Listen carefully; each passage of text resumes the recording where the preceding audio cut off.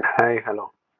So let's watch this video together. Actually, it shows a guy who gets like a small collapse and overreacts, stalls the wing, and keeps it installed like in a flyback for a long, long time, and just before crashing into the ground, lets it fly, and the wing flies normally.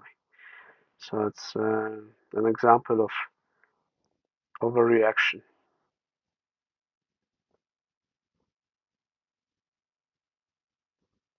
on a sea wing. It looks like a sea.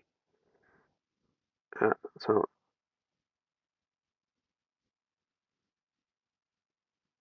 this is flyback. So he flies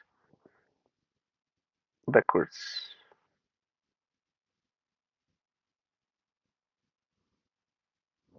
And so actually, it's flying, but also it's dropping.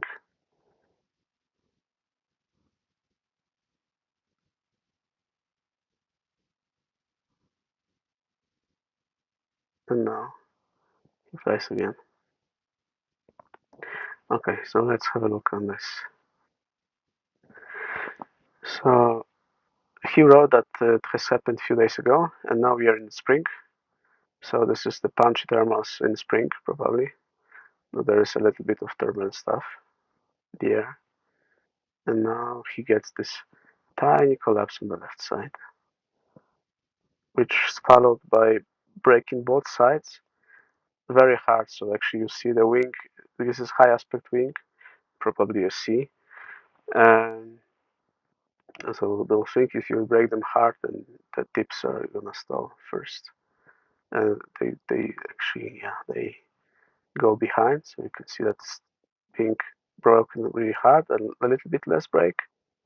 And then again, a lot. You can actually see it from here. The the, the trailing edge, like really low. And now he starts to move backwards and enters. So this is flyback basically. So he's flying now backwards. So after having stalled the wing, and if you keep the brake, you actually reverse the airflow over the wing. So this is what he does, and he's flying now in the opposite direction. But this is not so efficient. So at the same time, he's dropping pretty quickly. It's not just really dropping. It's a little bit of flying, but losing altitude pretty quickly. And if you enter like this the ground, then you actually crash. So you see the wingtips showing forward, and he's flying backwards.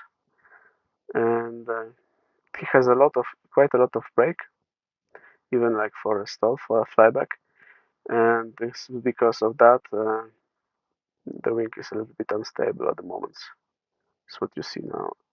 It's just moving a little bit and turning. Because if you give too much brake, then this is actually what happens. And yeah, he's really losing altitude pretty quickly. And then this is what you see,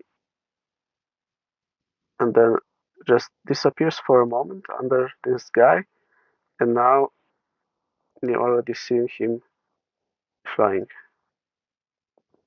Yeah.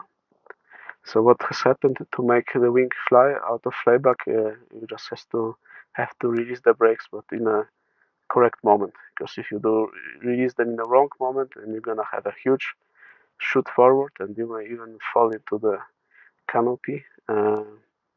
So it's something that you should train on as AV. And yeah, so this guy was pretty lucky. To me, it looks like he just overreacted, stalled the wing, and then kept it in backfly for so long for either just pure chance and he was just a stand of what's going on and kept his hands in the same position without conscious, without knowing what he's doing, or he had some knowledge of backfly and for some reason kept it so long. I don't know, because I mean, it, there was not so much chaotic action of hands in this flyback. There was a little bit too much brake, but it was more or less constant. So it wasn't like in many of those videos that people are moving hands up and down. So here the hands they were down all the time. So hard to say actually, but it looks like an overreaction to me. So the conclusion from this is yeah, hands up. This is always like if you don't know what's happening, hands up. I mean, if he had this small collapse, he would kept his hands up, and there would be no stall. There is no reason to brake so hard. And the second thing is if you fly a wing like this, a hatchback wing, sporty wing, that's much easier to stall than a B or A. Um, then yeah, you should know where the stall point is. You should have trained this, on SIV, and in general, you are in the situation like this. You've seen how fast he was losing altitude. Uh, you don't know the correct reaction. You are not prepared, and you just throw a rescue parachute and you save your life. Um, yeah, that would be my take on that. Let me know if I forgot something, and see you watching another video together.